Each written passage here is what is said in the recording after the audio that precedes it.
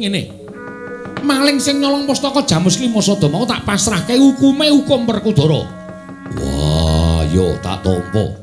Tegese maling mau kudu tak pateni mergo wis dadi jalaran pagebluk sing tumandu ning Praja Ngamarta. Sapa kandha bakal tak goleki yen perlu aku dhewe sing bakal mateni.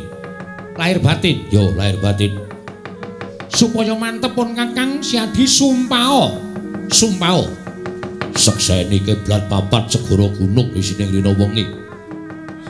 Sumpahe Werkudara tak seksekake marang jagat raya mesti wong mau tak pateni sing nyolong pustaka Jamus Klimasada. Werkudara, hawa.